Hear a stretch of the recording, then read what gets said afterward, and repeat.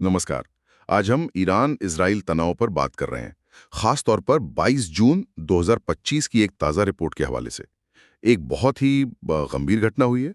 रविवार सुबह अमेरिका ने ईरान के 3 खास परमाणु स्थानों पर, मतलब फर्दो, नतांज और इस्फहान पर सीधे हवाई हमले किए हैं।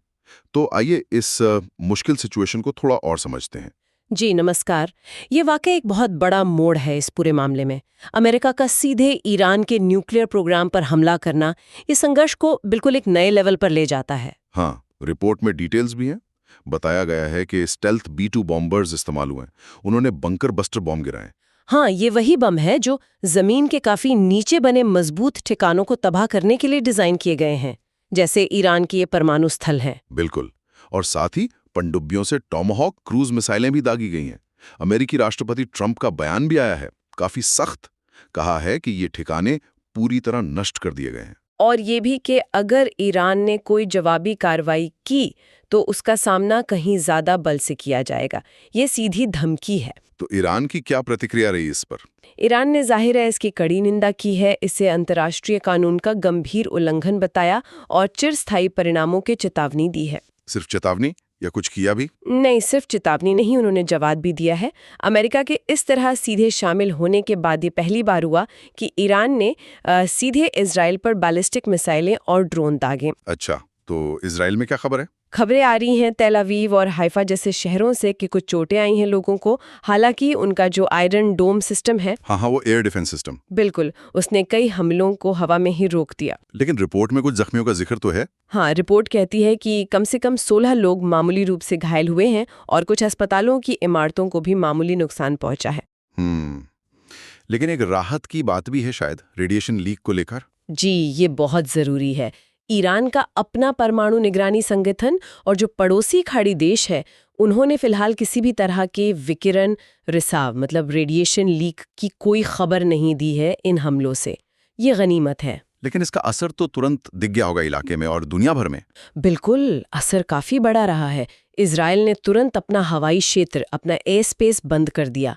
अमेरिका में भी न्यूयॉर्क और वॉशिंगटन DC जैसे शहरों को हाई अलर्ट पे रखा गया है। और बाकी देशों का क्या कहना है? देखिए, ईरान, संयुक्त राष्ट्र और कई यूरोपीय देशों ने गंभीर चिंता जताई है। सब कूटनीति और बातचीत से हल निकालने की अपील कर रहे हैं। ये दिखाता है कि सिचुएशन कितनी तनावपूर्ण मानी जा रही है। और ईरान के अंदर क्या माहौल है? क्या रिपोर्ट में इसका भी जिक्र है? हाँ, बताया गया है कि ईरान के अंदर भी स्थिति काफी तनावपूर्ण है। आम नागरिक, खासतौर पर तेहरान जैसे बड़े शहरों से बाहर निकलने की कोशिश कर रहे हैं, ऐसी खबरें हैं। और शायद जरूरत की चीजों की भी कमी हो रही है। जी, ईंधन की कमी और इंटरनेट पर पाबंदियों की बात भी रिपोर्ट में है।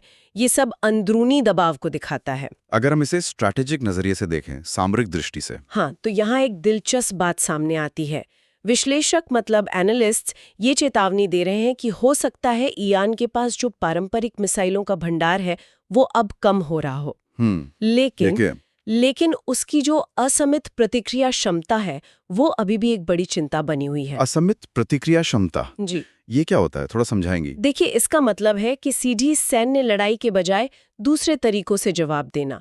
जैसे ईरान अपने प्रॉक्सी गुटों का इस्तेमाल कर सकता है। लेबनान में हिजबुल्लाह है, यमन में हूती हैं। अच्छा, मतलब सीधे लड़े बिना। हाँ, या फिर वो शिपिंग लेन, यानी समुद्री व्यापार के रास्तों में जहाज़ों की आवाजाही को बाधित कर सकता है, या फिर साइबर हमले कर सकता है। ये ऐसे तरीके हैं जिनसे वो अपनी पारंपरिक सैन्य शक्ति कम होने पर भी काफी नुकसान पहुंचा सकता है। तो मतलब ये कि भले ही मिसाइलें कम हो रही हों, खतरा कम नहीं हुआ है। बिल्कुल नहीं, बल्कि ये गैर पारंपरिक तरीके संघर्ष को और ज्यादा अप्रत्याशित, अनप्रिडिक्टेबल बना सकते हैं। कहाँ, कब, कैसे हमला हो जाए, कहना मुश्किल हो जाता है। तो अगर हम आज की चर्चा को समेटें तो मुख्य बात यह है कि अमेरिकी हमलों ने ईरान के परमाणु ठिकानों को निशाना बनाया, जी, जिसके जवाब में ईरान ने इजराइल पर हमला किया। इससे क्षेत्रीय तनाव एकदम बढ़ गया है। हताहतों की संख्या शुक्र है कम रही है अब तक, लेकिन वैश्विक चिंताएं काफी ज्यादा हैं और ये असम्मित क्षमता वाली बात भी अहम है। बिल्कुल। सबसे अहम टेकअवे यही है कि अमेरिका का सीधा हस्तक्षेप ये गेम चेंजर है। इसने स्थिति को बहुत बहुत गंभीर बना दिया है। अब सवाल यह है कि ईरान की आगे की रणनीति क्या होगी। क्या वो पारंपरिक तरीके से जवाब देगा या फिर इन असम्मित, मतलब नॉन कन्वेंशनल तरीकों पर ज्यादा निर्भर करेगा। हाँ, ये देखने वाली बात होगी कि भविष्य में ये गैर पारंपरिक प्रतिक्रियाएं क्या रूप लेती हैं और उनका असर कहाँ तक जाता है, ये सोचना जरूरी है। जी बिल्कुल, ये संघर्ष अब एक नए और शायद ज्यादा खतरनाक दौर में पहुंच गया है।